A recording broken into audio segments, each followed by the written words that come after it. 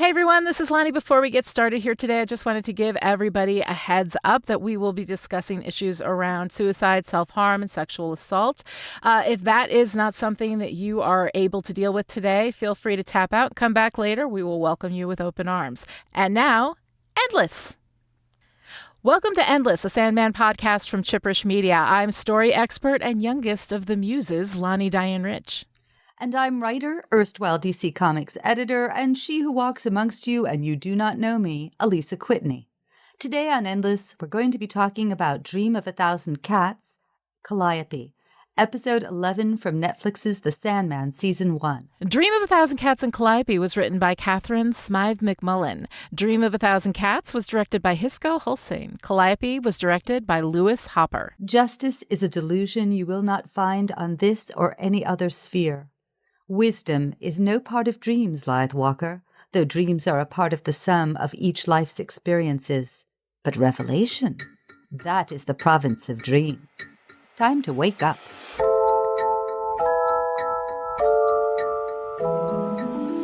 In Dream of a Thousand Cats, we see a young kitten living the pampered life of a beloved house cat. Late at night, she is coaxed out of her cozy home to attend a cat activist meeting led by a Siamese cat with a story to tell. The Siamese cat talks of how she used to live with humans until they murdered her babies, and then she realized that this was a toxic relationship. She prayed, and then she dreamed. In her dream, she tells a crow she's searching for revelation. He tells her to go to a cave in a mountain to talk to the cat of dreams, but it'll be a dangerous journey. She follows the path faithfully and arrives to find a number of large, threatening animals guarding the entrance. She demands to be let in, and they allow it, warning her that dreams have a price. She walks into the cave and finds the cat of dreams, demanding answers. The cat of dreams tells her to look into his eyes, and he shows her a history where cats were larger and humans were smaller, and cats ruled the earth, hunting and killing the humans. But one day, a human realized that dreams shape the world, and that if the humans could all just dream one dream together, they could change their reality. It took a while, but eventually the humans dreamed the world so that they were larger, and cats were smaller. Their dreams reached back in time and changed everything, so that it was always this way, and cats were never the rulers. The cat of dreams tells the Siamese cat to wake up and change the world. She does, and leaves her home to travel the world and preach to other cats, to tell them to dream and change the world back to what it should have been all along. A world ruled by cats. All she needs is 1,000 cats to believe her and dream this world, and they can change it all. The little kitten says she believes, and the Siamese says that gives her hope. The big gray cat walks the kitten home, and she goes inside and goes to sleep and dreams, presumably about playing with and eating her owners. In Calliope, we open in live action with writer Richard Maddock as he teaches a writing class where he talks about his best-selling book, which still doesn't have a sequel. A young woman in scrubs comes in and he dismisses class. She brings him a thing in a jar and starts to give him her manuscript to read, but he discourages her from becoming a writer. That night, he goes to see best-selling and prolific writer Erasmus Fry. He says he hasn't written in over a year. He hands over the jar, and Fry explains that it's a bezoar, taken from the stomach of a woman who has Rapunzel syndrome, which causes her to eat her own hair. Pardon me? Yuck! Fry then explains how he used magic to capture a muse, and brings Maddock up to a locked attic room to see Calliope, one of the 9 muses, who is not a muse either at being held prisoner or at being passed on like a possession to Maddock. Fry had promised to free Calliope before he died, but he lied. Maddock nervously leaves with Calliope, but Fry tells him not to worry. Calliope is bound to him and cannot run away. He also says the best way to get her to inspire him is through force, because he's a disgusting troll man. Before shutting his door on them both, he tells Maddock that he can pay Fry back by convincing his publisher to bring one of Fry's old books, Here Comes a Candle, back into print. He was particularly proud of that one. Back at his house, Calliope tells Maddock that he must set her free. He cannot keep a daughter of Zeus in his house like a possession. He promises he will, but first, He asks her to help him, and once the book is done, he'll let her go. She says writers are liars, and she won't help him. So he locks her in a room and leaves her there. He rushes downstairs, sits at the computer, and waits. Nothing. So he does the worst thing any human can ever do and Googles himself, #not a euphemism, and scrolls through all the messages from fans eagerly awaiting the second novel. The next day, Maddox brings Calliope gifts, but she says this is not how it's done. He's supposed to pray to the goddess and ask for the inspiration, not keep her locked up. He asks how Fry got her to give him what he wanted. She says she gave him nothing. He took it from her. She tells the story of the day when Erasmus Fry came upon her bathing and burned her scroll, taking her captive. Maddox begs her to help him, and she tells him to ask her again when she is free.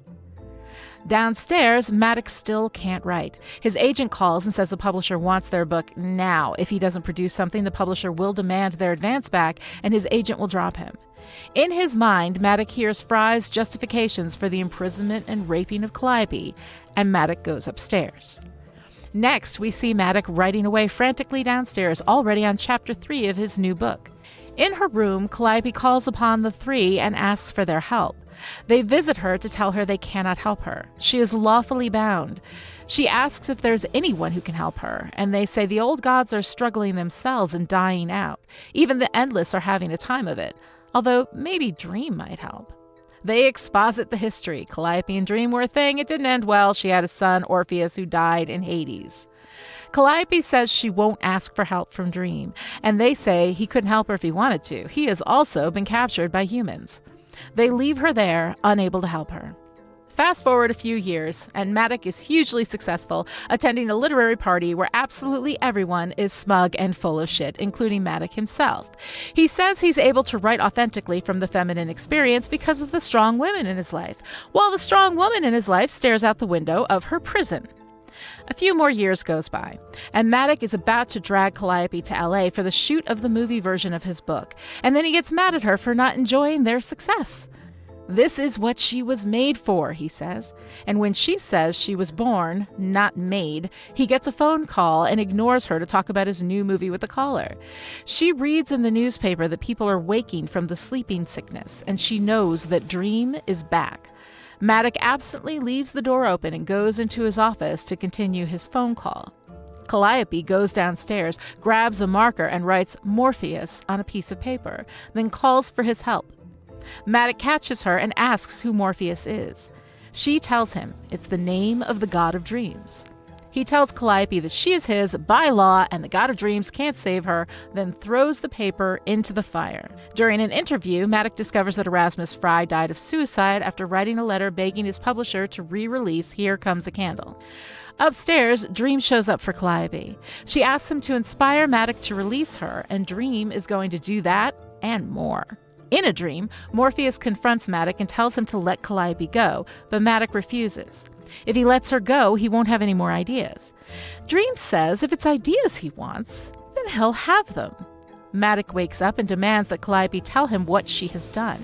She says she didn't do anything. Maddox has met Morpheus, her ex-husband and father of her son, and he's pissed.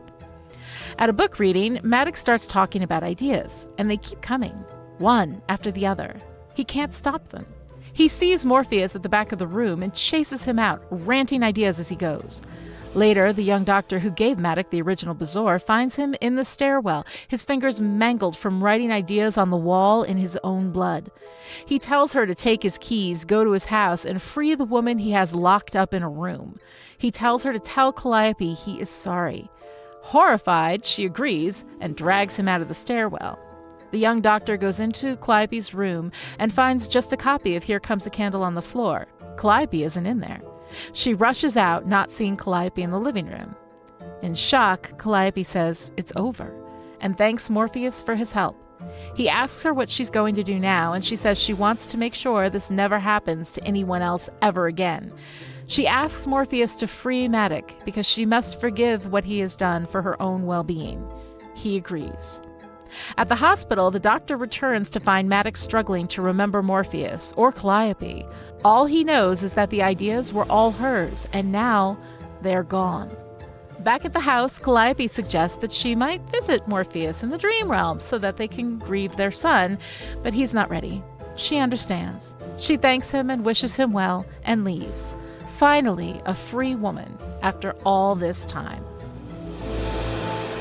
All right, Alisa, before we get started, I want to tell everybody that I managed to get in an interview with Joanna Robinson. Joanna Robinson is a podcaster with The Ringer. She also was a senior writer at Vanity Fair.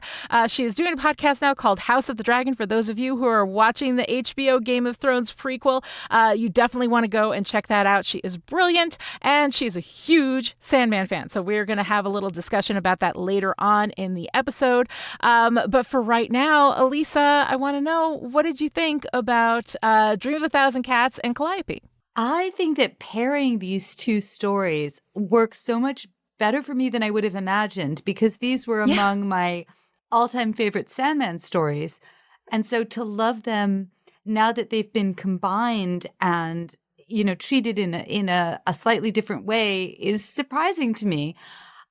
But I love this. I love the way the pairing of them highlights these themes of how the stories we tell about ourselves, to ourselves and to others, shapes the world. It's also, to me, you know, two stories about the power of creativity, the creativity to imagine the world other than it is, your relationship to creativity and creating things and your responsibility to people in your life. But obviously, these are very different stories. They both also explore the power dynamic in an intimate relationship where one party has much more power. So there are so many interesting resonances, and obviously one is animated, one is not. So much to say, so very much to say, and but how about you? How did it work for you? You know, it's so weird. Like, when I first heard we got an extra episode, of course, I was very excited. Dream of a Thousand Cats, absolutely in it. Calliope was very difficult for me when we did the comic. So when I realized that this is what, we were going to be doing, it was I had a little hesitation going into it. And the animation, and also, like, it's animated and it's live action. It is like 15-20 minutes of the animated story and then like 45 minutes of the live action story. There is no reason why these should work together, right? But they do. They reflect these stories. They reflect the stories, but the power of creativity, the power of story, and power dynamics in general, and how they will create such toxicity in a relationship when that power is abused, right? And these are so much themes that I know resonate for you, Lani. Oh, yeah, absolutely they do. I mean, not in a good way always, but... I mean, in an intro, like, these are things that you need to think about. Like, this is how the world works. Power is kind of the, axle upon which the world turns, and it has caused a lot of problems. But having a discussion within story about how power affects the powerless, because we spend our time in both of these stories really empathizing with the one who's getting screwed over by power.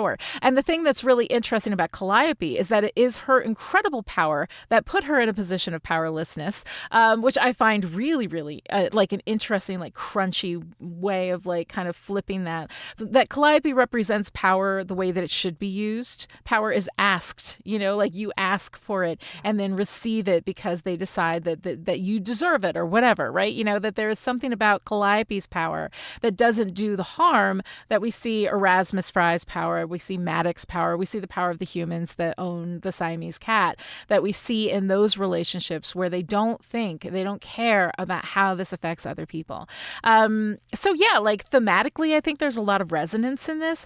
It is super weird. But at the same time, I'm like, all right. And, I think about it, I'm like, are these decisions that I ever would have made? Probably not. I probably wouldn't have done them together. And I wouldn't have done, like, part of it shorter than the other, and I wouldn't have done part of it animated and the other live action. At the same time, like, that, what that does is that makes me reflect on me and how into rules and symmetry, like perfect symmetry, and like it would be half of one and half of another and that kind of thing, that I am, and how that actually might infringe upon my own creativity because I don't think I would have the courage to make those decisions. And I think that what it does is it creates a bold, unexpected place where you're kind of shaken out of your expectations and you're playing in this space to kind of like see what comes up. It's cool. I like it. I like it a lot more than I thought I was going to. I enjoyed it a lot more than I thought I was going to. A lot of that is due to some of the choices that were made. But yeah, I liked it. So as you're talking, I realized I had the opportunity to get together with Karen Berger and Neil Gaiman. It was I was at Comic-Con and he's just been inducted into the Harvey Hall of Fame. And Karen did congratulations, Neil. Inducting. Yeah. So anyway, I got to hear Neil said something that was interesting. He said, in comics, he said to me, you knew how the sausage was made. And, a little less so, obviously, a lot less so with the TV. And as he was talking, I realized that a lot of the decisions, which maybe you or I wouldn't see ourselves making immediately, are decisions that potentially we could have made under certain circumstances, because I think that I was going to save some of this for Lucien's library, but you know what? I say screw symmetry. I'm going to say some of this now. The rules. Exactly. Yes. So I will just say, I think that some of the decision making, which is very creative, is influenced by all kinds of factors. For example, and what we'll talk more about the visuals, they be very expensive. It turns out that every time we see Matthew the Raven, it's pricey in the way that nothing else is because of all the effort that goes in. So I can only imagine that The Dream of a Thousand Cats was, a Tribeca loft combined with I don't know, Parisian, like exactly. It just pied a terre, yes, right? Exactly. Yes, thank you. So there's that aspect, and I think that if we were, as novelists, we're constantly influenced by factors that people might not be aware of, such as no one's buying a 50,000 word novel anymore. You have to write longer or shorter, and so I think that there were those elements, and the way they dealt with it to me is incredibly creative and positive. But yeah, so I just wanted to say, luckily, maybe with luck, at some point you'll be in a situation where someone says, I'd like to, adapt this novel of yours, but at the same time, we want to combine it with this novel of yours. And you know what? Like, honestly, this experience of Sandman, and I think that it coming from comics where, again, you're adapting from a different form. It may not be a decision you would have made if you had started telling this story and built it for television, right? But because you're adapting from comics, and comics does have, there's so much efficiency and the stories are so tight. There's so much stuff going on. Nothing in a comic does only one job. Like that's not how comics work, right? Which I absolutely friggin' love, right?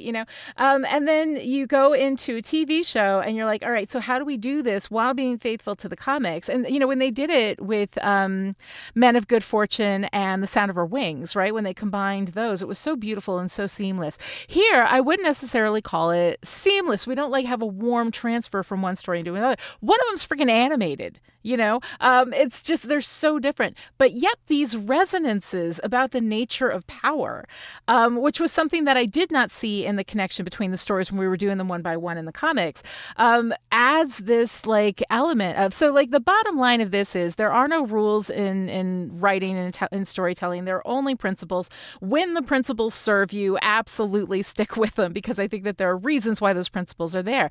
But knowing when they don't and having the courage to be like, hey, you know what? We're going to do this different. Maybe it wouldn't have worked out, but if it didn't, it would still be an interesting failure. And I think the failures can also in themselves be interesting. I don't think that this is a failure, but if that's your worst case scenario, is that you create an interesting failure, that's not so bad. Oh, absolutely. Absolutely. I think that, for me, this is very successful, but you don't get very successful without risking failure. It's, otherwise you're in that safe middle region.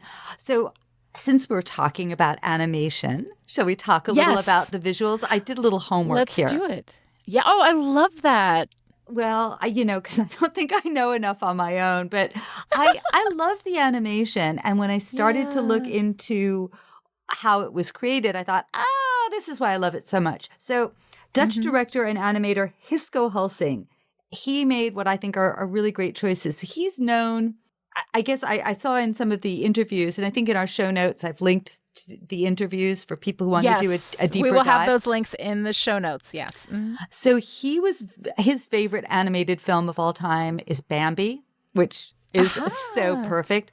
So he had, first of all, the backdrops are these beautiful painted backdrops. So you get that fine art, classic Disney kind of feeling. And then you've got the cats themselves, which were animated deliberately with realism, but not hyper-realism. So obviously with digital nowadays, you can animate to the point where you think that you're looking at a photograph or a video image.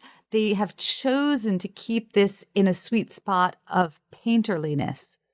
And one of the things that works so very well for me is we are not lip syncing.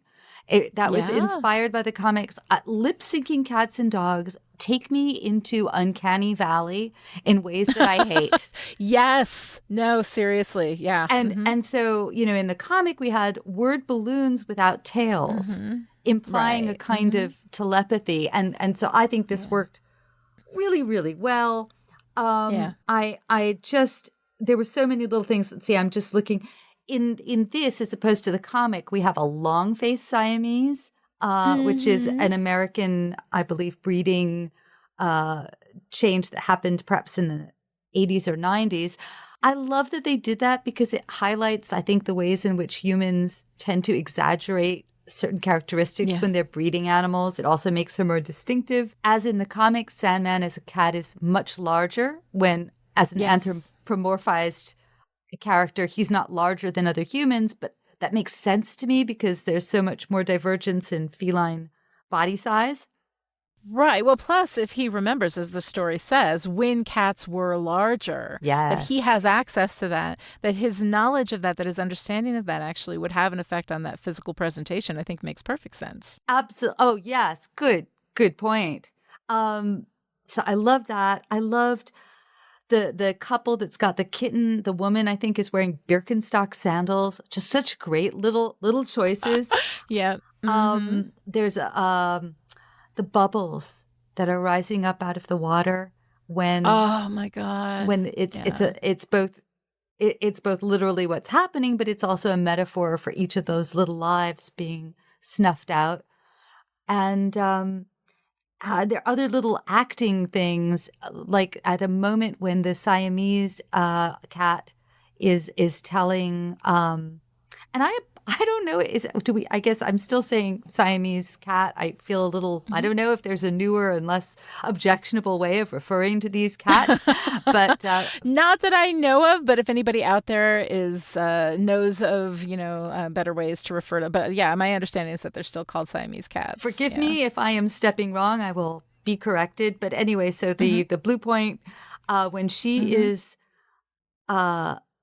speaking, she's talking about her kittens, and the kitten who's listening, who's our main point of view character, gets this lick of comfort from the older cat that's next to him. There were just wonderful choices, I think. I like just the style of the animation. It's really, really wonderful. I also wanted to point out that the in the Audible version, we had BB Newirth as the cat, as the Siamese Blue Point. And she was amazing. Like, first of all, BB Newirth in anything I'm in, I signed up. She is like Lilith always to me, but like everything she does, she's always amazing in everything. And I absolutely adore her. In this, we actually had Sandra Oh, who is another actor who I love so dearly. So even though I was a little bit sad because I wanted BB, I'm excited that the Audible version exists so I can have BB anytime I want, but also get access to Sandra Oh playing this role, which I think is absolutely wonderful. And I think that she imbued it with exactly what I wanted from that role. By the way, anyone who has not seen The Chair on Netflix with Sandra Oh, highly recommend that as well. Great really, one. really fun. But I absolutely loved seeing Neil as the Crow. The Crow was a really fun character. Crow. The skull-headed, the dead crow, right? So Neil's acting and reading, like I've been listening to audiobooks, I've been listening to his voice for a really long time. And I do love the way that he delivers lines, oftentimes with writers. And some of you may pick this up as being one of my shortcomings whenever I have to read a line from the show or from the comics when we're doing this. Alisa's showing me how it's done, and so I'm trying to pick up some tips from her. But a lot of times writers are so like in their own heads with stuff that their acting will sometimes fall short, But Neil, I think, does like a really wonderful job. And if you know that he's Neil, if you know his voice, you'll notice that in The Crow. You'll be like, I know that guy, right? But if you don't, like, he absolutely holds his space with all of these like incredible actors in this cast. I loved that. He always had it. So the first time, not that I met him, it was the second or third time I met him. So I was in England. I was engaged. I happened to be in England. So I met up with Neil, went back to his house. His kids were little. And I ended up going into the bedroom as he was reading them a bedtime story. And I remember that his daughter Holly was whispering, and Neil said, "Now, children, I'm going to be, reading." And he had, there he was still, I think maybe 29 at the time, maybe 30. And he still had this very commanding, wonderful, rich narrative voice. So it's, but I got to hear him way back when. I guess he was training on his kids. And I would say that the main key to reading your stuff well is not to be afraid to make a mistake and ham it up a little. I think, there's that modern form of reading poetry, which is, I think that I shall never see a poem lovely, as where you're sort of flattening everything out. Right. Don't do that. Yeah, that's what I mean. They're like, I really, really love audiobooks. And for the last 5 or 6 years, I haven't been able to actually like sit down and read printed books. So I've been listening to audiobooks, and it's been hugely helpful for me. And one of the things that like really throws me out is when you have these readers who they're very professional. They sound very professional. They're very clean. They're very they have like this perfect audiobook voice, but it doesn't have the personality. And when I can find an audiobook that is read by the author, even an author who is like not a great actor, I think there's something about it sounding like a real person who is reading the audiobook that like I really wish that we would kind of like move back into that, because there are some amazing like really good actors who are out there doing audiobooks, and so the actors will do them really well because they'll bring that acting to them, like Lenny Henry in Anansi Boys, which is honestly my favorite audiobook reading ever. I will listen to that over and over and over again. But I wish the like narration sometimes would not be so flat, because I find that really hard to follow, and I'd rather have a person who is not made to do narration do it, because it sounds more real. Oh, so what you're saying is also making me think about the sound. You started to talk about the sound in the production, and in the comic, we end Cats with the cat kind of, something in its dream, and I just made little paw motions, which I realized not so useful in the podcast. That's all right. But in the TV, we end with this crunch, this marvelous, hideous crunch that evokes the crunch of a giant cat eating the human. And and I just thought that was wonderful, wonderful sound work, as you've been pointing out. Yeah, the sound work on this show has been really incredible. One of the things, though, that you brought up in your notes, which I thought was so interesting, is talking about kind of the evil of inaction and the complicity of doing nothing. Right? Because we have the female owner of the Siamese kind of reflecting Clarice, Jed's foster mom. And I thought that was such an interesting thought. Well, I think that we are looking at power in relationships. And while Clarice more clearly is being, she's what's the word? She's not just submissive, but she's being herself the victim. Victimized? Yeah. So Yes. we assume that she is also the victim. It is implied, I think, in the text. Whereas it's not so clear with this woman who is the owner of the Siamese. It's more, I think the way it is presented is that way in which if you let yourself know what is happening, then you would have to act or accept the level to which you're complicit in violence or in cruelty. Right. And so she refuses to fully acknowledge what she clearly does know, which is what her male partner is doing with those kittens. And I think that this exploration of a variant of the more passive partner is an interesting one. I'm also going to mention something. Sometimes I'll see things on Twitter and I'll think about responding, and then I'll think, I'm frightened of Twitter.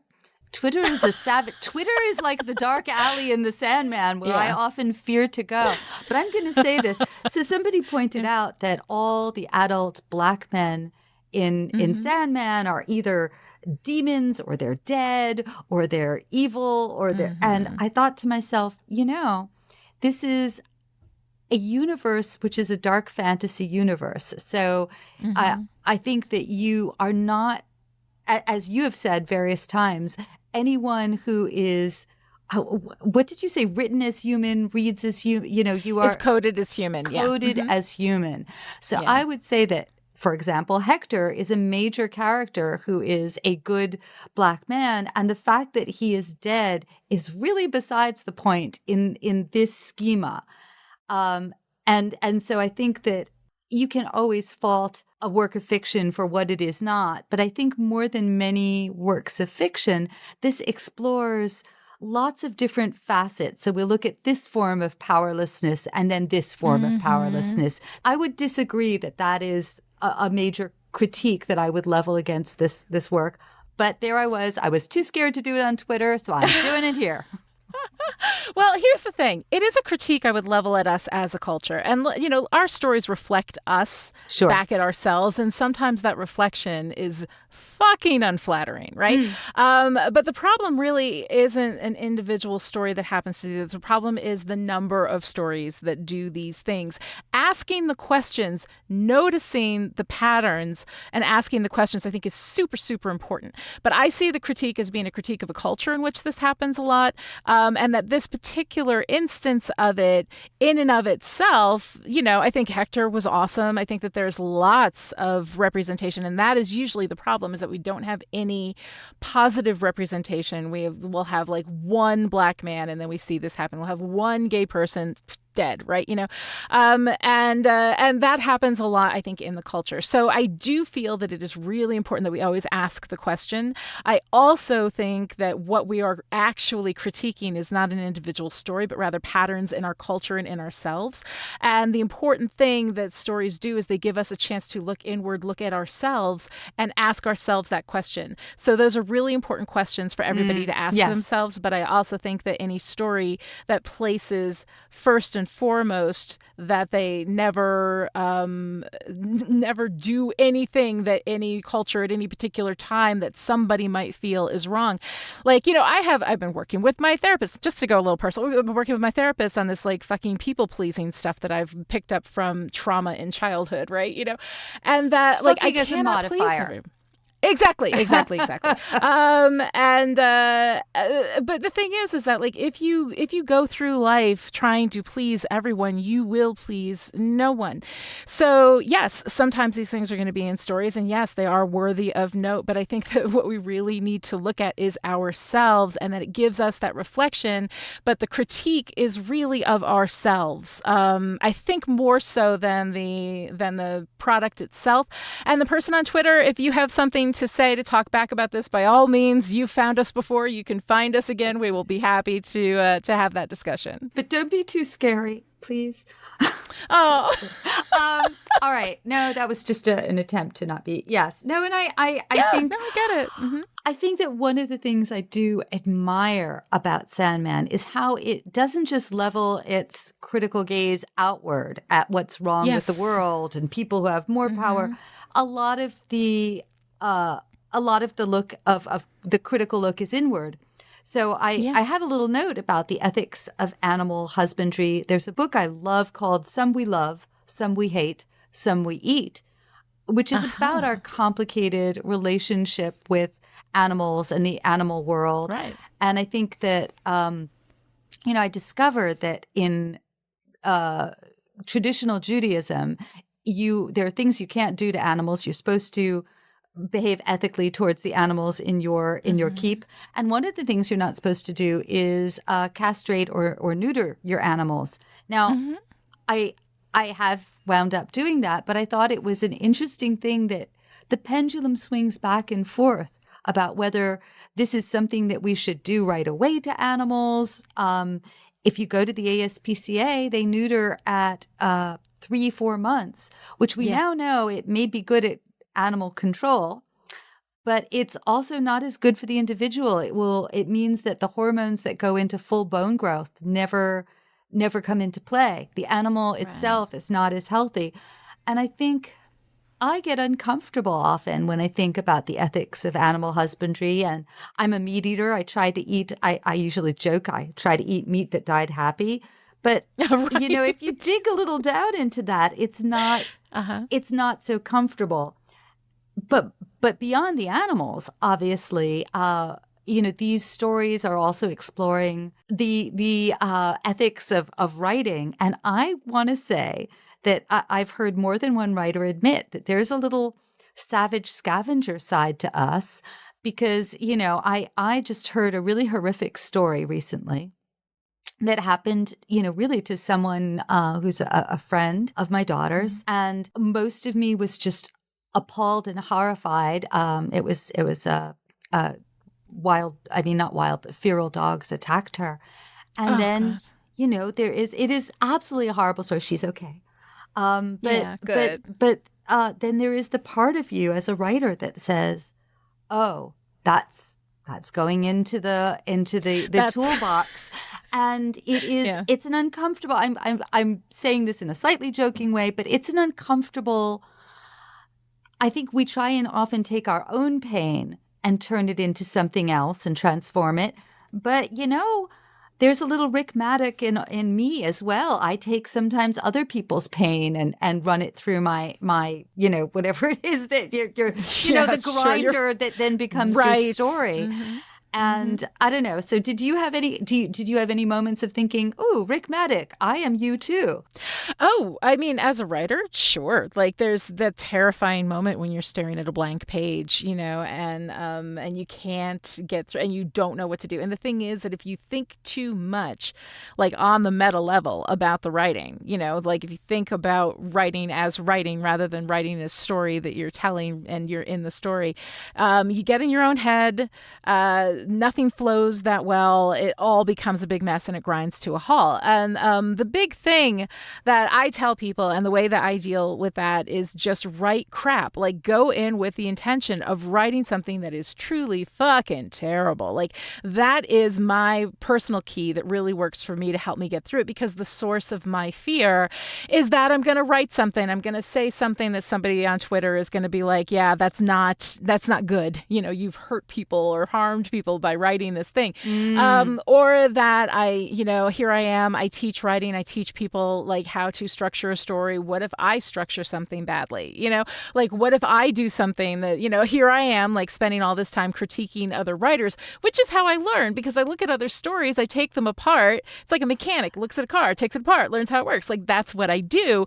At the same time, I'm like, all right, I am due some shit, man, from people when I, get back into this, So I think that there's a lot of things that absolutely, will kind of like stop you dead as a writer. But pulling in other people's stories, being inspired by something that happens to somebody else, I think is absolutely like part of that. We are meaning scavengers. We are scavengers of meaning. We grab little bits of meaning that happen. Of course, stories generate meaning, right? And meaning is the currency of the universe, right? That's how it all works. And so we go in and we scavenge these little bits of meaning. Now, ideally, we do it even when we're talking about somebody else's experience with sensitivity, and with consideration, and we think about it while we're doing it. But I mean, yeah, what is it? George R. R. Martin says, a reader lives 1,000 lives, a man who doesn't read lives only one, right? And I think that we as writers need to live all of those lives as well, and we can't do it just in what we've got in our personal experience. Yes, and and so when this story was first written in the late 80s, early 90s, I think there was beginning to be a discussion about, can a man really tell a woman's story? Now, of course, we've gone further, and the positive thing is own voices. We should all be reading, not just more diverse stories, but more diverse writers. And on the other hand, who gets to tell what story? If I only populate my world with middle-aged, Jewish women, then it's guilt. No, I went a little wider than that. No, but that's guilt. That's GILT, a comic book series written by Alisa Whitney, available at comic book stores near you. Yes, please continue, Alisa. But so it's the question that is embedded in Calliope, which is who gets to tell what story, is a really interesting one. And I know you've got a whole bit. Maybe this is a good segue into, can you separate the art from the artist? Yeah, I mean, that's the question that we get with Richard Maddock. And some of the stuff, I discussed this a little bit in the interview with Joanna, and Joanna has some thoughts on this as well. But you get this guy who is performing all of the, required wokeness, right? But he's doing it for the wrong reasons. We see him oh, no, we need to have women, we need to have diversity, yada, yada, yada. But it is not about having people who are telling their own stories and bringing their perspective. It's about ticking a box so I look good, So Richard Maddock, and I mean, here's the thing too, is that Richard Maddock is getting all of these ideas and all of this inspiration, but they are not his, right? He was not chosen to carry these stories, right? He demanded them. He stole them. These are stories and inspirations that Calliope might have bestowed upon different writers to tell those stories had she had the option, but she didn't. So she was forced to give them to Richard Maddock, and he is telling stolen stories. And I think that in itself is really, kind of an interesting angle on all of that. But here we have one of the things about this story that Richard Maddock, especially when he started talking about strong female characters, because of the strong women in my life, that resonated very deeply with me with Joss Whedon. Now, those of you who are aware, I did, Still Pretty, which was Buffy the Vampire Slayer. It's Still Dead, which was on Angel, the series, also written by Joss Whedon. I have learned a lot from Joss Whedon. I've been studying his work for a really, really long time. But when all of this stuff came out about what kind of actual human Joss really is, for me, I had to do some work and ask myself some questions about, do I still get to love these stories? Do these stories still get to speak to me? In the end, I decided yes, because Joss Whedon was not the only one writing them. He was not the one acting in them. He was not the one bringing them to there was thousands of people working on those shows between them, and all of them brought something to those stories. And so I feel safe, loving them. But every time I hear Joss Whedon, or I read an old interview where he's oh, the strong women in my life. When Richard Maddock said that, I was I just wanted to smack him, because he's talking about the strong women in my life, one of which he's got locked in a room in his house. It's so disgusting. Yes. And I think to go from the specific to the general, I think the problem comes when we get locked into just one story we tell ourselves about ourselves. That, we are all actually a multitude of characters. And so if you think of yourself as the nerd outsider wanting to be part of the popular group, which was I think, Joss Whedon's origin story that resonates in a lot of his work, then you miss the point at which you become powerful And now you are also, you are also someone else. So I love when I rewatch this, I found all these great things. One of the things I loved is in the beginning when Maddox is teaching his class. Do you remember what the assignment was? Oh, no, I don't. What was it? Tell the same story from two different points of view. Isn't that perfect? Wow. Perfect. I mean, absolutely perfect. But again, we see how incredibly full of shit he is. Now, that said, if the work is good, and the work speaks to you and you can still engage with it and get something out of it, the work is one thing. And then the person who created the work is another thing. And people can be two things at once. I think that is the hardest thing to really wrap your head around is that Joss Whedon, for example, can be a person with very, very severe personal issues that need to be worked through and can have done some really, really terrible things. But also at the same time can be an incredible writer who wrote amazing things that people found very touching and that changed their world. Other people may have these same issues with, Orson Scott Card was a problem. J.K. Rowling is a problem. All of these things. T.S. Eliot. There you go. I mean, so people are complicated. There are many things at once. And the knee-jerk, response that, I'm a good person if I boycott this work, as opposed to I am going to be a person who doesn't do the things that this person did. I'm going to be a person who puts goodness out into the world. My boycotting something doesn't make anybody's day better, but my being a decent human being can. And that's really what you learn from these things. So, yes, it's complicated. People are more than one thing at once. And saving space for complexity can be very, very difficult. We get ourselves into a state of cognitive dissonance that makes us feel really uncomfortable. Discomfort is your best friend. Sit in it. It will teach you so much. Oh, God, I love that. Okay, so wait, I'm darting all around, but I was realizing I wanted to ask you a question that came out of this, and I wrote myself a note about it, which is, oh, yes. Okay, so we've got this great character who's not in the comic, the doctor, who wants to be a writer, but she's becoming something practical. She gets him the Bazaar, I think. I don't know. Yeah. You say Bazaar. And anyway, so you've got yet another instance of a real woman in Maddox's life he's treating transactionally, but and not actually giving much back. But what I was thinking is, and I thought this in the 90s too, how would this story be different if it was written about a female writer? It is so much, the pen is penis.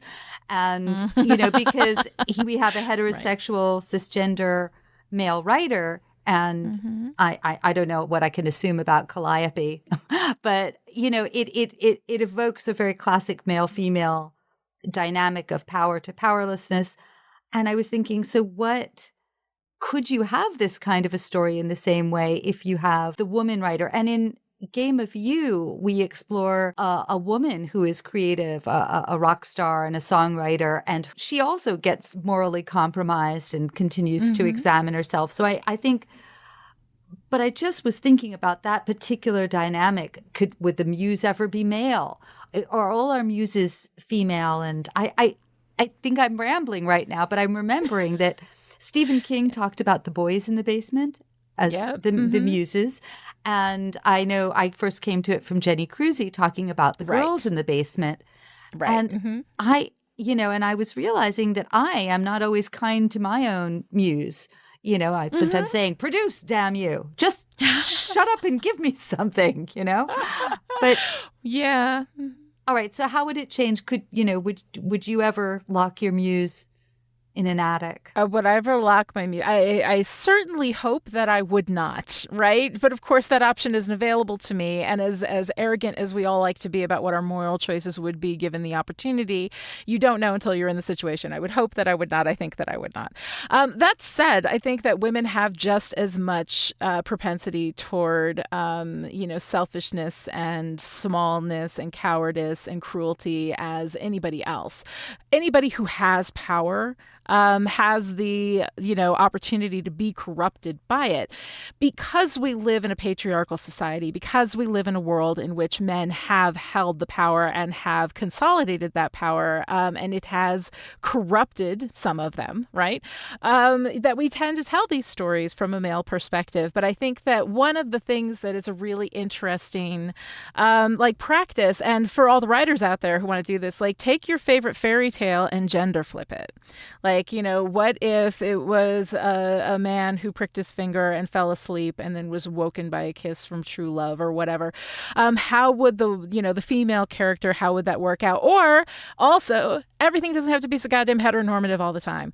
Take two men, take two women, put them in that same situation and see what comes up. And what will happen is that you'll have some interesting stories to tell, but you will also, once again, these stories are a mirror. The stories we tell mirror us back at ourselves. The things that we want to talk about, the themes that we want to go into, they talk about the things that we are struggling with.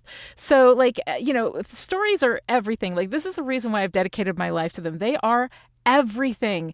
And every story you read, every story you tell, the way that you react to it, it is all a mirror. It is all about you. It is all therapy. It is all wonder. It is awe. It is amazing. You learn so much from the stories that we tell.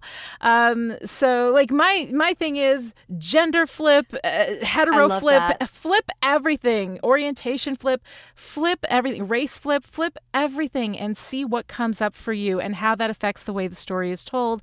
It will give you a fresh way to look at things, and it will also tell you something about yourself. I really like that. So Warren Farrell was a family friend. I grew up with him. He wrote The Myth of Male Power. I know that he is now somewhat controversial because he was one of the first public men to call himself a feminist and then switched away and talked about the ways in which our society demonizes men. And I am a feminist, but I want to just read one little quote that, Warren talks about the demonizing of men and masculinity, and the essence of traditional masculinity, I'm paraphrasing actually, but is being socialized to be a hero by being willing to sacrifice oneself in war or in work. And the possibility that being socialized to be disposable is not genuine power is to this day either considered radical, heretical, or most frequently not considered. And so I like to bring that up when I'm thinking from the male perspective, because we do treat men's bodies as more disposable. There's that classic Titanic question that to be a good man, even if you're a young man, you should sacrifice your body for, an old woman. And as the mother of a son, I think, would I want my, young, why do we consider that men's bodies are so disposable? It is just another thing to maybe investigate in the culture and in ourselves. Absolutely. I mean, and here's the thing. Again, things can be two things at once. Yes. Men have a lot of power in this society. They have the power to make money. They have the power to sometimes physically overpower people who are weaker, and women tend to, on the whole, physically be smaller and a little, not quite as strong as men. And so, even just from that physical standpoint, men are imbued with a certain amount of power. Is there a flip side to that? Yes, absolutely. I mean, and here's the thing, the patriarchy is a system, right? So you can dislike the patriarchy and still love men. I love men, some of my favorite people are men. Some of my best friends are men, right? I live with one right now and I absolutely adore him.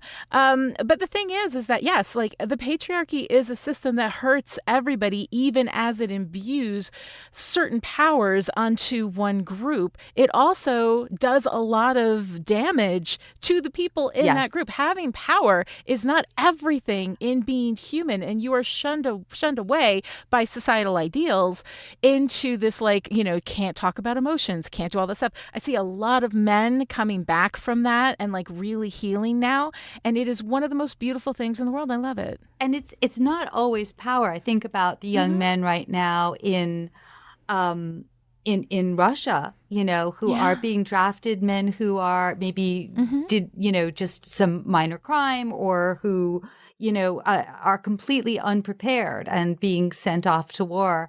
So sorry, I don't mean to be political here, but I don't want to run out of time because I have very important things to talk about. A silk dress. Oh, a silk dress. Well, let's talk about a silk dress. So, we haven't talked about the visuals in Calliope. And right. I wanted to get your take as well, but I was thinking about how in the comic Calliope is nude. And in this, she is wearing a silk dress that is obviously easier to deal with, in terms of ratings and everything than having her actually be naked. And it's a beautiful silk dress, but it evokes nudity and vulnerability. And I was thinking about this, and I was thinking about the changing attitudes about vulnerability in dress, because I was on the subway in New York City and there were two young French women. And one was dressed, it was a crisp day, maybe 60 degrees. And one of them was wearing a jacket, and I can't remember what else she was wearing. It was chic. The other was wearing a silk dress, not dissimilar to what Calliope is wearing. But as it was not expertly, fitted by a costume department, I could see her nipples. It was chilly. And I was having all of these feelings about, why are you walking around like this? You look like you're naked in the subway, and I want to cover you and protect you. And I was thinking about how women's clothing and women's sexuality is such a loaded issue. And I still come from a generation in which we were taught that it wasn't right that our clothes could, make us more vulnerable, but that it was a reality. And right. Yeah. I just thought about the fact that there is this slip dress, which is so perfectly suited to the actress's body. It is flattering and yet vulnerable. At no point do I see, butt crack or nipple, which might over-sexualize her, but it expresses that sensuality, purity, all of these choices, and how it just seemed both a perfect costume choice and also a do not try this at home, because that is not what silk dresses ever look like on people in reality. Anyway. Yeah. I love the way that the silk dress gives us the vulnerability of the nakedness without the camera coming in with this very male gazy opportunity to overly sexualize, Calliope as a character. Again, like some of the things in the comics I found truly deeply, deeply disturbing, and it was really difficult for me. And so one of the things, Joanna and I talk about this a little bit in our discussion, that I was so grateful for in this episode is that we allowed that to be implied and yet not shown. That we allowed her to be vulnerable in the silk shift and yet not naked and devoured, and therefore, the purpose of seeing a naked lady on TV, that we didn't lean into that the way that we have in our stories in the past. And when I say we, again, mirror, reflection, culture, it's always about us, right? That this is something that I felt was beautifully done without sacrificing what we need from the story, what we need Calliope to be experiencing, while at the same time feeling her vulnerability. Yes. I also loved that throughout this whole experience, 60 years with Fry, I don't know how many, 5-10 with Maddox, and that silk dress was always perfectly white. It was never marred. They never got her soul. Like that's the thing that I really loved about her. That. We never see it ripped. We don't see it damaged. We don't see it dirty. Yes. It doesn't get a smudge on it. Her soul is intact. The core of her, the vulnerability of her remains intact because of her strength as a character. I loved it. And I can't wear a white shirt for 2 minutes without getting ink and avocado on it. Oh, God, no. I have coffee stain on the boob of every shirt I have, which is why I always wear black because, Jesus, I'm just tired of it. Black But shows, she manages. I need to be like a pattern so that it hides the... Oh, so it can blend in with the pattern. That's also really good, too. Yeah, those are some good anti-stain choices, yes. Oh, and Lani, the Yes. gifts. The gifts. Okay, can we talk about whoever did the art direction? Who is involved with the props? So when Maddox is trying to woo her with gifts, they are the cheesiest home shopping network. The perfume bottle. This is my understanding of what women like this, right? You know it's some stinky ass perfume. You know it's bad. Yes. Opium or something. Forgive me if people loved opium. It was a very heavy Yes, scent. exactly. You can love what you love. Everybody has different reactions to scents. But yeah, that's exactly it. Like here he is. He doesn't even know her. Like and that is so beautifully expressed. Yes. Everything that Maddox does is surface. And I absolutely love that about the way that he is represented is that he is just a surface dude. Like he is trying to look good. He is more interested in looking good than actually being good. And the thing is that I find so complicated. Yes, let's step into this cognitive dissonance. Is that here we have Arthur Darvill, Rory. It's Rory from Doctor Who, which I loved him so much as that character, and I'm so invested in him as a good guy. And Arthur Darvill is somebody who can walk into a frame, say nothing, do nothing. Instantly, you love him. He is everything. I love him so much. So to see somebody I love separate the art from the artist, right? Like here he is, this incredibly likable guy doing these disgusting things, being just a reprehensible human, right? And yet, like, I find myself every time I see him, I'm like, oh, like, I love him so much. And I don't know, I think it is essential to Arthur Darvill, whether you've seen Doctor Who or not, but if you have seen Doctor Who, bringing that extra textual, oh my God, I love him so much to this was such a wonderful, complicating crunch in this story. Like, typically, I don't like to talk about the extra textual stuff, but you do bring it in. You live in a world like extra textual stuff gets in. And that was one of the things for me that I felt like that casting choice was just so chef's kiss perfect. Okay, so I also then have to talk about Erasmus Fry, who's played by, I forgot to look at Derek, what's his name? He was in I, Claudius back in the 70s. Yeah. He has always played older characters. It looks like he hasn't aged in 30, 40 years. Just hit a point and that's wonderful, it. Yeah. Wonderful. Settled actor. in. Oh, so before I forget, so as I was watching Calliope and the fact that she doesn't give the only thing that is hers to retain, which is she's not going to give even the appearance of her consent. You can't really give consent to sex if you're powerless. Yeah. Mm-hmm. But she could give him the cover of her saying okay. And, exactly. And she refuses. And it reminded me of a story that my grandmother told me, which I never understood as a child. So my grandmother grew up in, I guess what's now Ukraine. The town was Berestechko. The Cossacks came in and they told her and her friend, they were little girls at the time, they had to dig up a whole field of potatoes and give the potatoes to the Cossacks. So the girls were forced to do this. And then at the end, they said, you can take some of the potatoes for yourselves, bring them home to your family. And my grandmother's friend took, and my grandmother refused. And as a kid, I didn't understand. And I felt awful thinking, I remember saying, but why wouldn't you just take a few? You were so poor. And she was, and this today, as I was rewatching that scene with Calliope,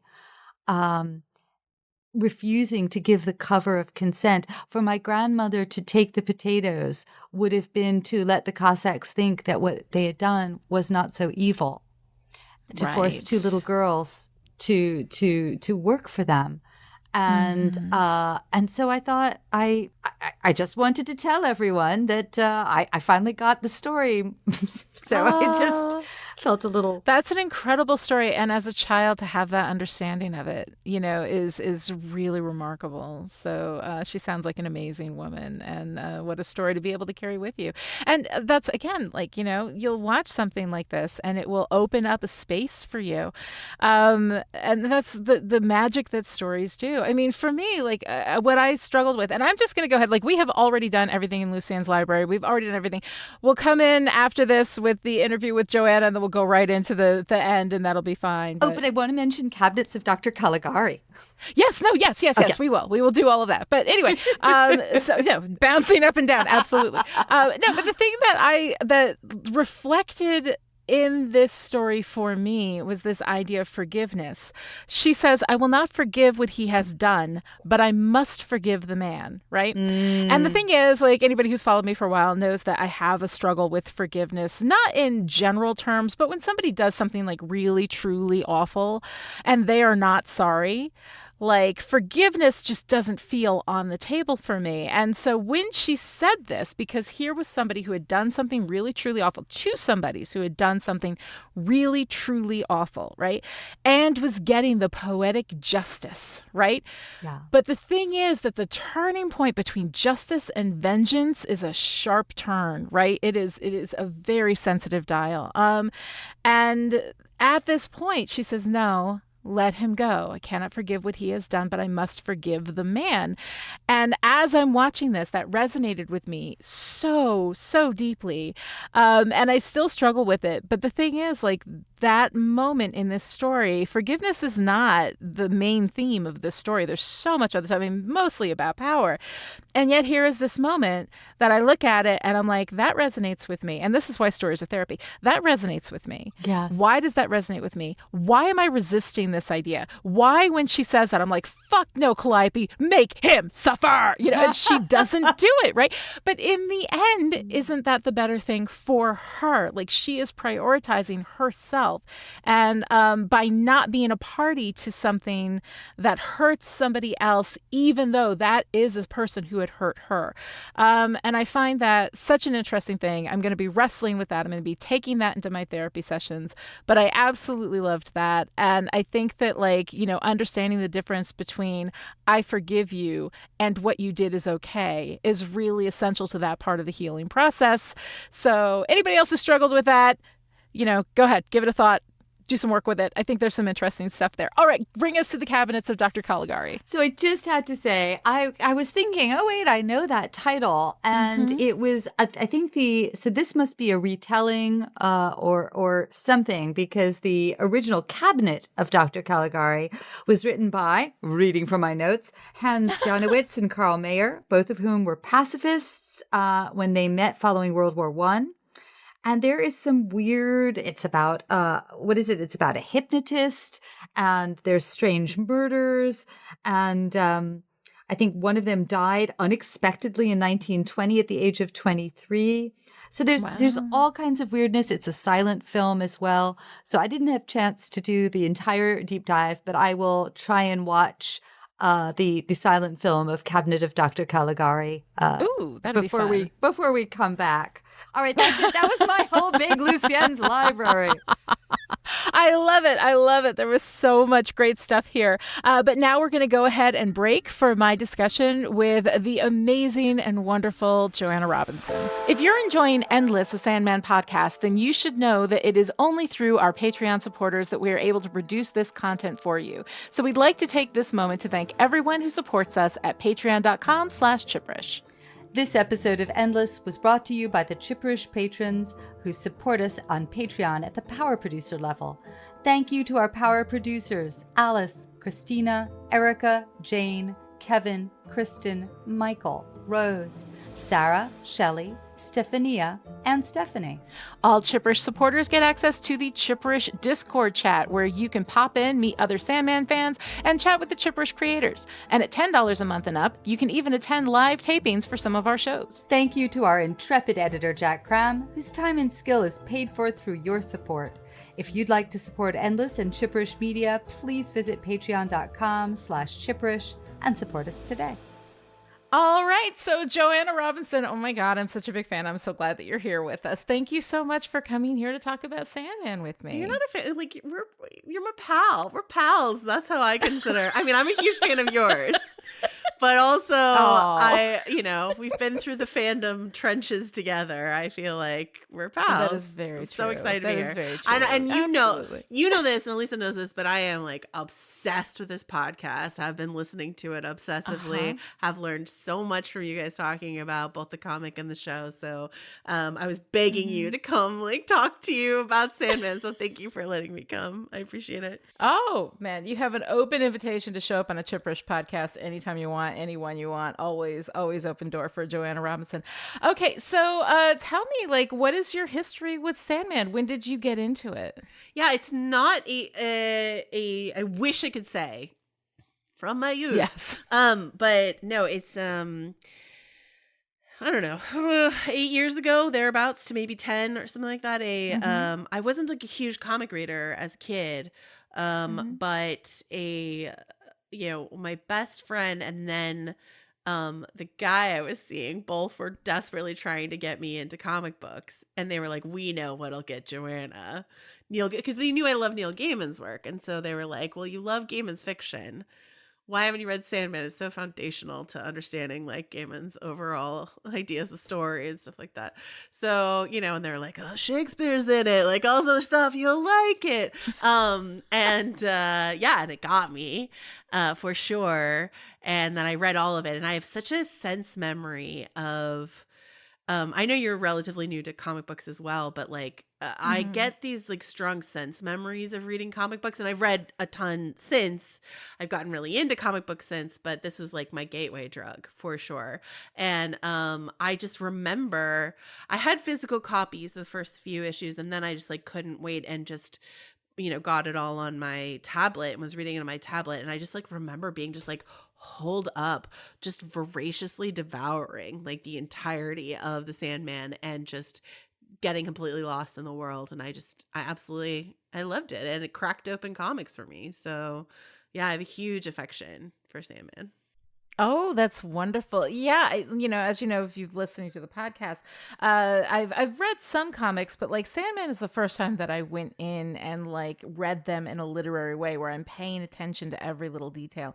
And it has absolutely opened up comics for me in a million other ways. And I think that it is definitely it is an access point for people who don't think that they like comics to learn how much they're going to love comics through these stories and through that incredible artwork. Yeah, no, absolutely. And I think I'll be so curious, maybe you have some anecdotal evidence of this, but I'll be so curious if people who checked out the Netflix show because, I don't know, Gwendolyn Christie's in it or something like that, or it just looked cool, or they liked Good Omens, they like other Neil Gaiman TV or film that they've seen, and then they want to know more, and maybe they'll pick up a comic book if they never have, and then maybe, it'll convert a ton of new people to comics, and that would be a really beautiful thing. But I love the way that you and Alisa have been talking about the artwork. It's really helped me better understand a lot of the technique and a lot of because it is a whole entire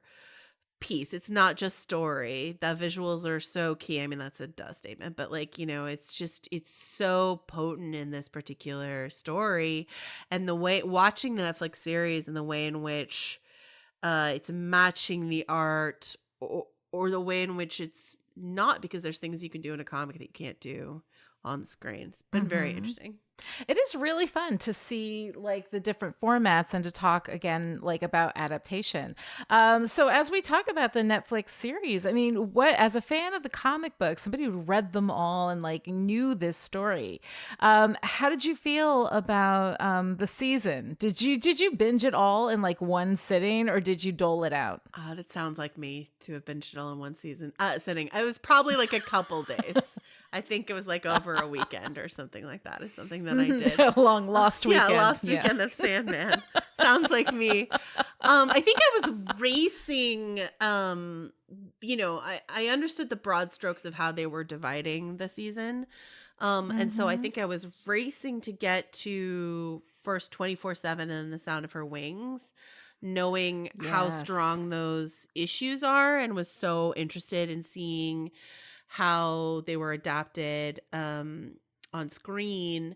And then I think I took like a slightly more leisurely like stroll through the Doll's House section of the rest. And then the final two, Dream a Thousand Cats and Calliope, of course, like came out of this like very interesting surprise at the end of the season.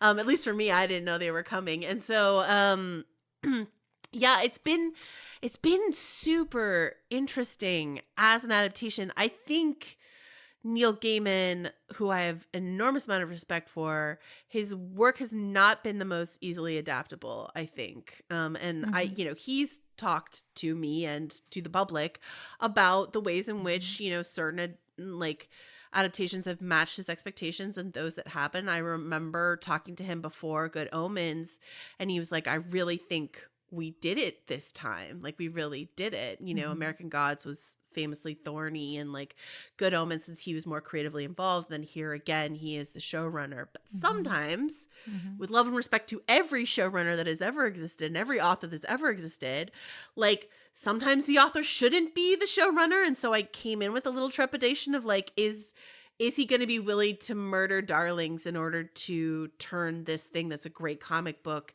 into a great TV show? And I would say it's wildly more successful than I thought. I was worried it was going to be, if that makes sense. It's not like I was looking for it to fail, but I was nervous, and I wanted it to be great. I think a lot of people were. And when you have a piece of art that is precious to you, and I mean, this, comic series has had 20, 30 years to become deeply, deeply precious to people, that sometimes looking into an adaptation can be a little bit nerve wracking, because if it doesn't, I mean, my thing is nobody's taking the original away from you. Whatever the adaptation does, like, you will always have the original. At the same time, like, having been a fan of things that are adapted, you want that extra access to this story, but what if it's not as good? What if it doesn't do as much as the original? And I have to say, like, you've been listening, so you've heard all of this, but like the adaptive choices in this, I have absolutely loved. I mean, for the most part, I feel like the choices that have been made have made the most out of the new medium that it's being translated into, while still, really being, I think, as faithful to the original work as you can be, and with some changes. I know that Neil is getting like a lot of slack for being, quote unquote, a little too woke. And the thing is that, like, as he said, I just saw a video of him saying this before. He's like, I just replaced that with having respect for people, and that, like, Sure, yeah. And that's one of the things that I love, is that some of the things from the original, like, there were a couple of things in there that I was like, this is something we really need to kind of like acknowledge, that we've learned some things between then and now. And the adaptation and the work and everything, I feel like it is so inclusive, and it is making Sandman more accessible to more people, which I think for great stories is the best thing you can do. Absolutely. And I think that Neil had like immediate brilliant pushback to talking about like how Sandman itself was pushing boundaries at the time. And essentially, like, I've heard all of this before. Like, this is very familiar to me, and it's not like he took something that was extremely stodgy and straight and white and cis and, diversified it. Like, there was diversity and diversity of opinions and a diversity of points of view in his original run.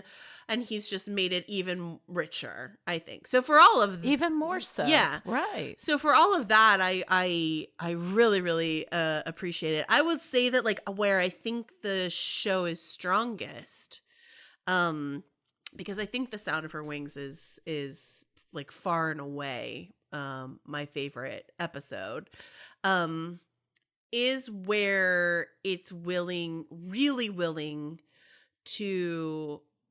I mean, it's a very faithful adaptation of that issue, The Sound of Her Wings, but like where it's willing to let some things go in favor of the strongest story, because I think as you say, to take advantage of this new medium, interspersing the hobgoblin story with the Sound of Her Wings story. So putting Men of Good Fortune together with the Sound of Her Wings, such a brilliant adaptive choice.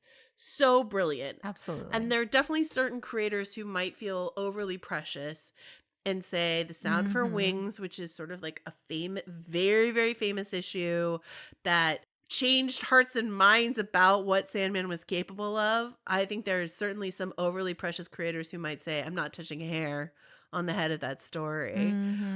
But to do this instead, which is to really dig into how it reflects the Men of Good Fortune story, that's the height of genius of this adaptation, I think. I know. That was amazing to me. Like, because it is, you're stitching together these two separate stories, and stories that are kind of outside of the main narrative line. Like, we're sort of taking a break and we're doing a couple of short stories, and like you stitch them together.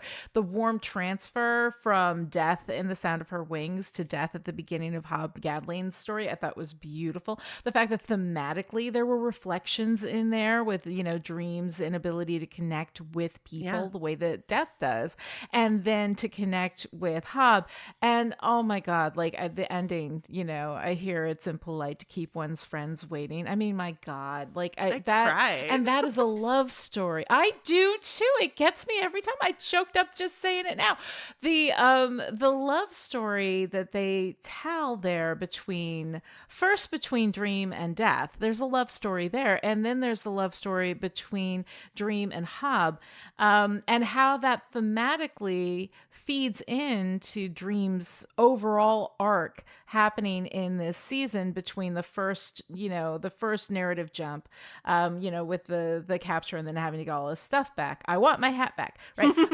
And which is a reference to a book by John Klassen. Look it up; you will not be sorry. But then to jump into do this little transition and then jump into like a second narrative hop, like this is being adapted into a television series, but this structure is not typical of a television series, and yet I think that it works beautifully. And so one of the things that I really love about that is, of course, me being a story nerd, there's so many things that they're doing wonderfully. There's so much visual work, there's so much sound work, there's so much amazing stuff going on here. But the fact that there is fidelity, not just to the beats of the original story, but to story itself. Like, to me, as a story nerd, this reads as a love letter to story as well. And he is king of stories, and that's what dreams are and all of that. So for me, this is my catnip. Absolutely. I know. I've learned so much about story from you, about like the basic building blocks of story. I think you're so brilliant when you talk about it. And oh, thank you. So I have been thinking a lot about how this very thing which deconstructs the nature of story is like your platonic ideal, perhaps, of what we can spend time in, Goodness. But to that end, I was thinking about how I thought it was a really brilliant adaptive choice to pull the Corinthian thread in through earlier and throughout to make that a more substantive antagonist throughout. I think that's a really good TV storytelling adaptive choice because TV episodes are issues of comic books, yes, on the one hand, but with comics, I think we're much more ready and forgiving to start anew with a new issue or a new storyline. And with TV, we are conditioned for arcs. And so to pull some of these more isolated stories into longer arcs, I thought was really genius as well. For sure. Yeah, just incredible work. All right. So one of the things that I really wanted to talk to you about is, once again, here we have two issues, like, kind of stitched together, probably not quite as harmoniously. They are definitely feeling like two short stories with Dream of a Thousand Cats and Calliope. What did you think about that as this bonus episode that we got this season? It was really fascinating because when Calliope didn't show up as part of the season, which necessarily why should it? But I was almost wondering if they might skip that these two issues might be issues that they could even skip if they wanted to. Dream of a Thousand Cats, because it's such like an oddball issue, but really fun, but such an oddball issue. And then Calliope, because as you very articulately outlined in your coverage of it as an issue of comics, it's a very thorny story, and one that I have sort of the hardest time with when I reread Yeah. Sandman. And so to have it drop as this bonus episode here at the end of all things was very interesting. And then I was even more on pins and needles to watch Calliope, especially. Like Dream of a Thousand Cats, I really love the almost whimsical freedom of the breaking of form of how that's adapted and how that reflects the books. But Calliope is so tough. And so I found myself extremely pleased with the adaptive changes and choices that were made. And it really felt to me like Neil and I have to assume the various other writers who are working on this show, were smartly acknowledging the way in which that story could use an update. Most specifically, I think in point of view. What do you think? Oh yeah. I was extremely nervous, I have to say, when it dropped. Like I, absolutely just devoured the first season as soon as I got access to it. It was like 2 days. It was definitely lost weekend material for me. And then that was well before they dropped that last episode. And when they dropped that last episode, I was like, well, Dream of a Thousand Cats is absolutely, no pun intended, my catnip. Like I love cats. I'm a cat person. Yeah. And I loved that issue, and it was really fun, and it's kind of out there. And so I was all ready for Dream of a Thousand Cats, but Calliope was going to be a really, really big challenge for me. And I found myself not wanting to go to it. And then finally got to the point where the deadline was coming and I was going to talk about it on the show. And I'm like, I have to watch this thing, And when I sat down with it, I knew what was going on. And I think that they kept it's fairly clear what's happening, but we don't see it. Yeah. Like it is implied. It is not, shown. And that to me, like, that's all I needed. That's all I needed to be able to get through that story, is just like, I understand that this is happening. I know this is happening. We have Erasmus Fry being absolutely clear about what needs to happen, right? Yeah. To make Calliope provide that inspiration. But yeah, like, so in the end, once I got past that and I realized that I was not going to be forced to live through something that would be, like somewhat triggering for me, Yeah. right? That I was able to watch this and appreciate it. And I really it's a tough story. Calliope's a tough story. But I liked it. Like I did really appreciate it. And I thought that like the way that it was done, I felt safe, I felt safe with this story, but it's tough, Listening to you and Alisa talk about it in the episode where you covered the issue, which I think was titled Am I the Asshole, which was really funny. Talking about, it's funny to think, I almost have to call it the camera, where the camera goes in the comic. But like, yeah, when we talk about sexual assault as a storytelling, quote unquote, device, and the way in which you and I, the time that we've been in this role of covering stories, the attitudes have radically shifted. When I first started, it was sort of like, this is appalling, but like all the rage, right? To, if you wanted to show something really important and harrowing, you were going to show a woman get sexually assaulted, and that was going to happen, and it's prevalent in the story that I first became aware of your work around, which is Buffy Vampire Slayer, a very important story to both of us.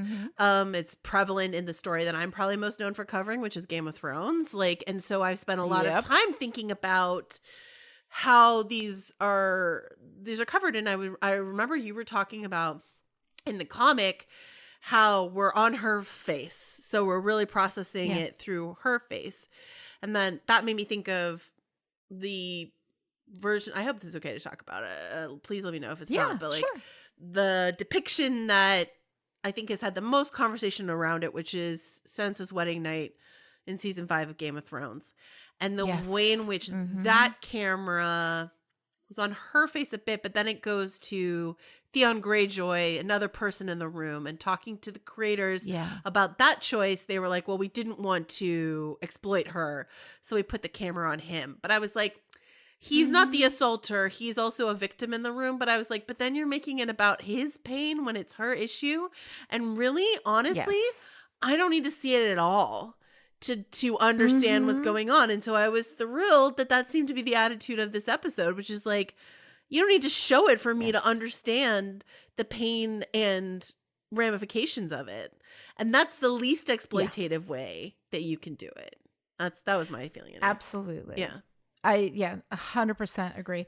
I think that we do see a lot of sexual assault in storytelling, and that in a lot of stories, and definitely in some stories that I've covered, it almost gets to the point where it is like the go-to thing when we want to put a woman in danger, that we have to put her in a situation where she is, in threat of or is actually sexually assaulted. Right. And that there is definitely, there has been in the past a real tendency to do that in a highly sexualized, male gazy sort of way, Right. when what is actually happening is a really huge trauma that is not a sexy moment. So to see that, to see them not step away from the reality of the situation while still making it clear that this is what is happening, without leaning into that as a way of creating excitement, and adding that moment of, oh my God, isn't this edgy?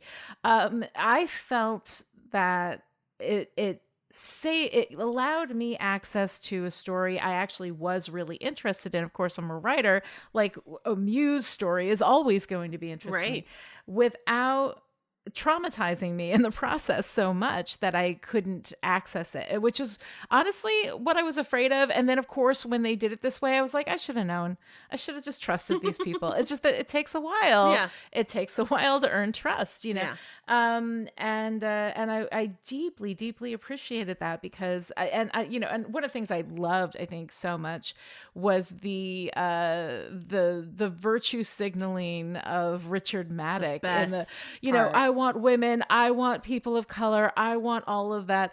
And it is that that very visible, I'm doing this because people are watching and would not be doing it otherwise, which I really super loved, especially given the dumbass criticism that this show has been getting for, like, how dare you make death black? Like, yeah, I'm sorry, but Kirby Howell-Baptiste can be my anything, anytime, anywhere. I don't care. She can play Superman. I don't care. She's amazing. She's like, so good and at everything she does. She's incredible. I love her so much, and was so delighted when I heard about her casting, and she's perfect in the role. But all of this Sturm and Drang about how are we casting this, and we're being too woke and blah blah blah blah, which is just nonsense. It's pure nonsense. Anybody can play a role if they play the role really well, and if they can bring that to it, then that's awesome and that's amazing. And let's have it. Let's get more people. The more people see themselves in these stories, the more people have access to these stories. If you love the stories, you want everybody share it to feel like they belong with them. So, like, that's the only, if you love the story, I think that's the only way you can look at it. That's just my personal opinion. But to see all of that in this season, to see how thoughtful all of this was done, and then we get to this episode, which was terrifying for me to go into. I had such a deep appreciation for it, and I loved all of it. I think the casting is really genius too, because Arthur Darvill, who plays Richard Maddock in the episode, right? Rory, yeah. like, okay, so Rory from Doctor Who. Yes. So he's, I like the way that Neil will draw from, when you see people that he's worked with before crop up, or like, especially Doctor Who actors crop up and stuff like that. What I love is that Arthur Darvill, in the Audible version, is voicing Shakespeare. And Daniel Wyman, who's currently playing maybe Gandalf in Rings of Power, I don't know, the Stranger, is the one who voiced Richard Maddock in the Audible. But I love putting Arthur Darvill in this because Arthur Darvill has such nice guy energy, you know what I mean? Like it's just coming off him in waves. So to cast a nice guy, it's like oh shoot, I can't remember the name of that movie. The Carey Mulligan movie that Emerald Fennell wrote and directed that came out a couple years ago. Basically where she cast all these nice guy actors, a parade, Bo Burnham, like every nice guy actor. A Promising Young Woman. Promising Young Woman. Was it a Promising Young Woman? Yeah. Right, where all the super likable guys were just detestable. Yeah. Yes. And so this is the same trick, is like, let's take Rory, who we love from Doctor Who, and we love him, and put him here and have him say just the most repulsively, quote unquote, repulsive, woke disgusting things because we know what's in his attic, you know? And I thought that was absolutely brilliant. I loved it. I loved the faux woke. Yeah. I love the faux woke because that is definitely worthy of criticism. But yeah, to have this, like, I mean, and who, like, the second I saw him, I was like, oh, it's Rory, like, because I love him so much. And to see him playing that role, and also to take a look at the damage that the quote unquote nice guys do under this, you know, this facade of niceness, which is not as it appears, you know, and to see him, and he did a wonderful job, like to create that internal tension within me of, oh, I love him. Oh, he's disgusting. Like, I thought he did such a wonderful job with it. And I adore him as an actor. It was so lovely to see him. And you know, and now you bring up the Audible. I know I didn't plan this, but you've listened to the Audible. Yeah.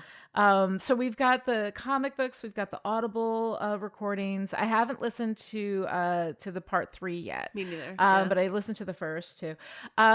And those performances as well, I think, have just been like the one thing that that comes up in my mind when I think about the Audible is I think about that BBC Lord of the Rings that was done some years ago. That was from like so, the 80s. I mean, it was so incredible. I think, I think like, it was. I mean, it was a while ago. Where Bill Nighy plays Samwise Gamgee. I can't remember. I know I had the CDs in like the early aughts, so it was sometime before that. Yeah. But I remember that I just absolutely loved that BBC performance of it.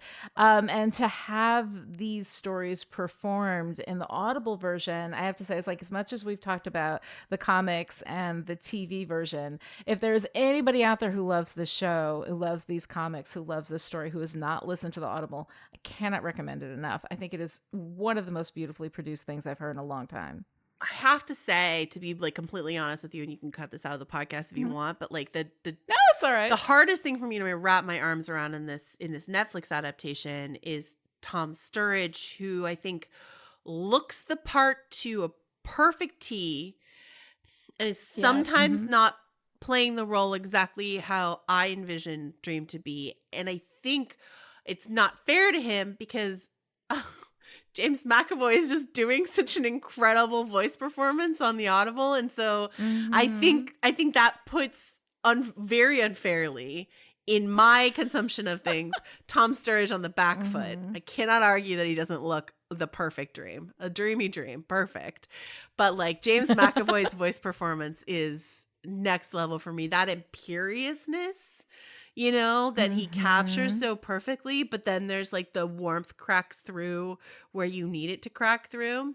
I think it's so good. And that Lord of the Rings BBC full cast that you mentioned, there's a bunch of good Neil Gaiman ones. There's the Neverwhere, that, speaking of James McAvoy, the Neverwhere that they did, I thought was really, really good. Oh, I haven't heard that, but Neverwhere is one of my favorites. Yeah. So, McAvoy is the lead in that one. It was so good. I remember like having to, please BBC Lords forgive me, like bootleg that because it wasn't available in America, and I like really desperately wanted to listen to the audio of Neverwhere, so I did. But my favorite full cast audio is the His Dark Materials full cast audio. Have you ever listened to that one? It's I have so not. good. It's really good. It is Yeah. unbelievable how good these audio productions are, and I think they don't quite get as much hype or as much attention maybe as like the TV show or the original comics. But I just wanted to throw that out Yeah. there because I think that the Audible Sandman has just been absolutely Yeah, that fantastic. cast is killer. Killer cast. Yeah. Yeah. All right. So at the end of every discussion, of course, you've been listening to me for a long time. You know, I always end with what's your favorite part. So I would like to ask you from Sandman season 1, what's your favorite part? It's the end of The Sound of Her Wings. It's hobgaddling and you know, Yeah. dream in the pub around the corner. And I love, again, speaking of adaptive changes, like the way in which the timeline changed forced that ending to be different because it doesn't completely align with the, you know, the every 100 years meeting sort of thing. So to force that waiting that Hob does to be longer and more stressful, I was crying. I cried. I thought it was so incredible. I loved it so much. Yeah. And in terms of, I mean, you didn't ask me this, but in terms of like the Calliope adaptation, I just want to mention, because I got to know you via our shared love of Buffy, I really appreciated your conversation with Alisa about creators like Joss and how hard it can be for those of us who've spent so much time loving a story like we love Buffy to reconcile that with someone like Joss Whedon, who is on the one hand brilliant, but on the other hand has revealed a lot of ugly sides of himself. And, you know, I know that Harry Potter fans are grappling with this when they, you know, deal with J.K. Rowling, like the idea that the story can live outside of the creator, like that we refuse to relinquish this story to a person whose ideals no longer, or maybe never did, align with ours. I think I took a lot of energy from the Potter kids when this all came out about Joss, and I was like, I am making the decision to not bury Buffy with this because this story lives on its own.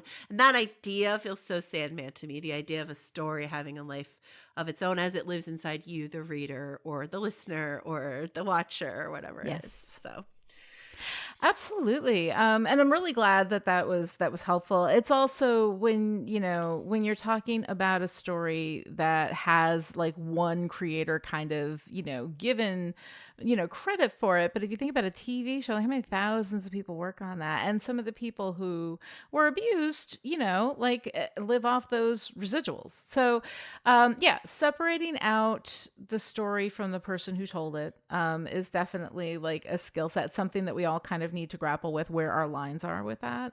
But yeah, I'm glad that I was able to help you kind of, keep Buffy in your heart and soul. There's a lot of really, really great stuff in there. Yeah, it's as you say, the line should be wherever someone feels comfortable having it. But the idea of this specific Calliope story is such an interesting part of that conversation, very prescient to some of these conversations that we're having now about some of our creators. And and then just, thank you so much to you, to Alisa, for like basically holding a masterclass in story and comic book storytellings and Sandman and Neil Gaiman, of like who I've been a fan of for so long, and all of that. So thank you for this podcast. Thanks for having me. Oh, thank you so much. It is such a joy every time I get to talk to you. It lightens my heart so much. So thank you so much for being part of this. It was so great to have you here. All right, that is our interview with Joanna Robinson. Oh my God, Joanna, thank you so much. It's always a joy to spend time with Joanna. And please, everybody, look her up if you are not familiar with her work. If you like Endless, you're going to love Joanna and her body of work. All right, Alisa, so here we are. We are at the favorite part, which of course is always my favorite part of every episode of Endless, is when we talk about our favorite part of the episode or issue that we're talking about. What is your favorite part of Cats, and what is your favorite part of Calliope? Cats gotta be the kitten's ferocious bite. Well, we've just seen the owner's Birkenstock. Just love that. And that is Chef's bite. And Yes. the artistry, I mean, to say I like it seems a little wrong, but the artistry of how Calliope's rape is depicted is just a masterclass in indirection. I remember that when I was writing a story which was for the Poe anthology, Snifter of Terror, and I wanted to imply a little vagina dentata thing. And I was talking to Mark Russell, and he said, well, when you cannot show a thing, and I would add, when you do not want to show a thing, show the impact of that thing, which is how we got the bicycle seat with the teeth marks. Yeah. Oh, wow. That's wonderful. I love that. For me, I have to say it's Dream Cat in 1,000 Cats. Like, I love Dream, just kind of like sidling in with that cool cat movement and telling the story of how cats had power. And if you want power, dream your power, which I think is a really interesting kind of commentary on manifestation, which is something that a lot of people roll their eyes at, as well they should. But the thing about manifestation is that there is actually like a kernel of truth to it. There is something to, believing that the thing that you want is possible. And then that belief fuels the work that you can do in order to make it happen. But believing in the first place, like, you make it happen. It doesn't just come out of thin air, but thinking positively, thinking toward that, thinking that what you want is possible, is something that does make it happen. And so there is that really kind of cool, like, manifestation in the way that it should be, but of course it's not easy. She has to get 1,000 cats to A, believe her, and B, dream the same thing at the same time. This is definitely, a long-term goal. And for Calliope, for me, it was Maddox's punishment being that he got exactly what he wanted again. Like I said, I struggle with the forgiveness portion of the program. So seeing that, that righteous justice just delivered to this son of a bitch, no matter how much I love Arthur Darvill, Maddox was disgusting to me. So it was really, really fun to kind of see him get exactly, and careful what you wish for. There's always that in anything where you try to get something that you have not earned. And I just kind of I really liked that part. I have to admit, maybe it doesn't reflect real well on me, but that's okay. Fiction is a mirror. Sometimes it's not flattering.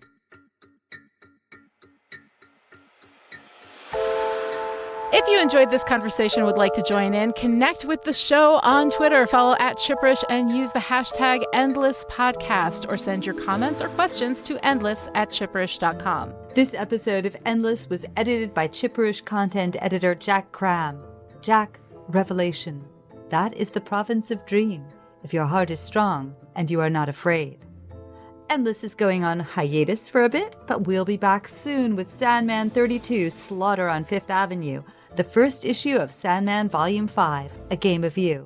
Until then, be warned, dreams have a price.